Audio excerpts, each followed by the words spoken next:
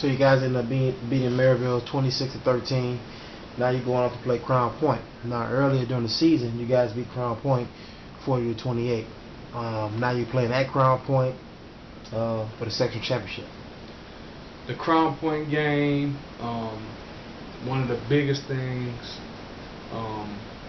we kind of went in with a big head, but I'm a guy who looks, all my life I look at stuff beyond what it really seems from the natural eye. And a lot of stuff happened that week at practice. We didn't really take Crown Point seriously.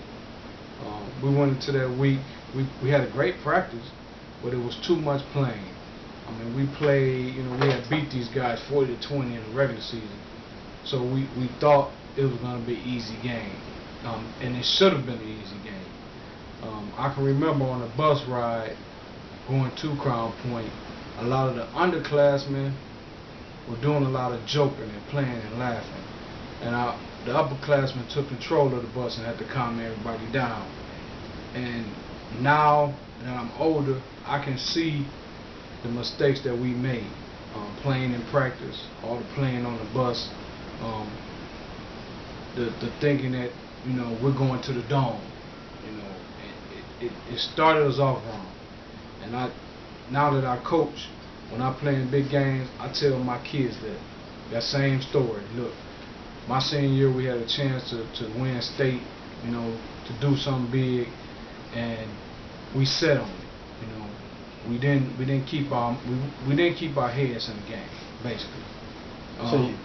So you guys ended up getting beat 22-13. What happened? The game had some unforeseen incidents that we didn't even think we were going to accomplish. At halftime, well, not at halftime, at lunchtime, I'm sorry, Coach E took a bunch of the starters to Crown Point to actually look at the field. And the field was plowed. Crown Point had plowed the field. But when we got there, for some reason, they told us the field was iced.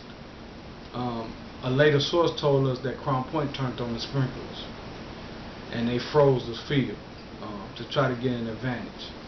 They also got an advantage by wearing metal cleats, baseball cleats. To this day, I still have markings in my calves, in my shins from guys stepping on me with those metal cleats, which are illegal. I don't want to say that's an excuse, because I always tell kids that excuses are monuments to nothing. But it's something that happened in the game that gave them an advantage. The field was ice. They had on metal cleats. We had on rubber cleats.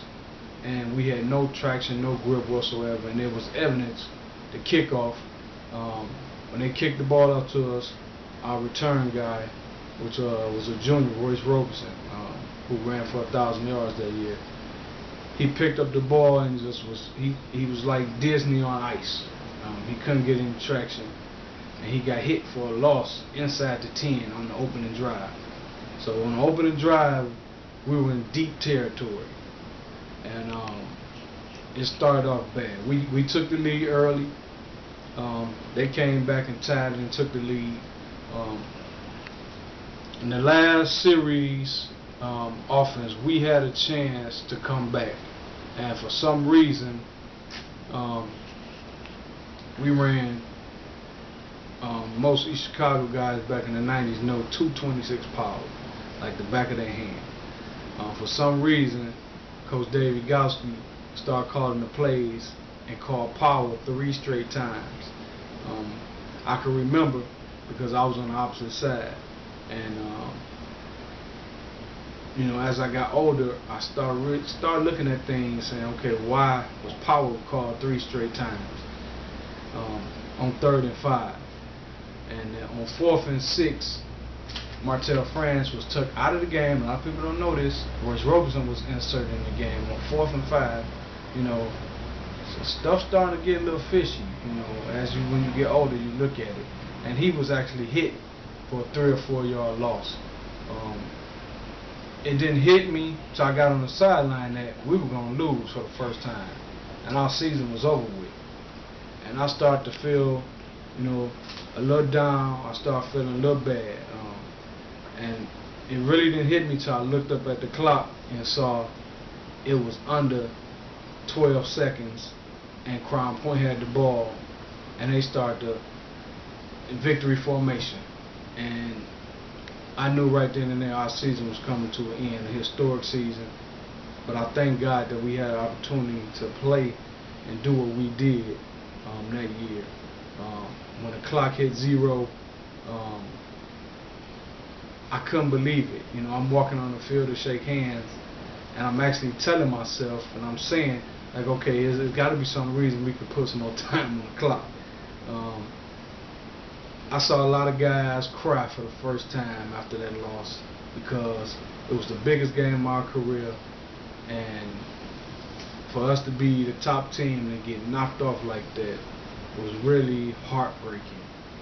And it sit with me to this day.